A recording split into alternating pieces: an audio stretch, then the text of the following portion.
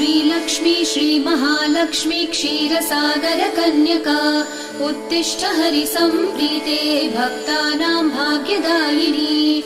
श्रीलक्ष्मी श्रीमहालक्ष्मी क्षीरसागरकन्यका उत्तिष्ठ हरिसम्प्रीते भक्तानां भाग्यदायिनी।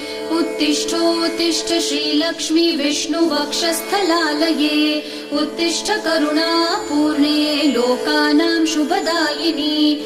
उत्तिष्ठोत्तिष्ठ श्रीलक्ष्मी विष्णुवक्षस्थलालये उत्तिष्ठ करुणापूर्णे लोकानां शुभदायिनी।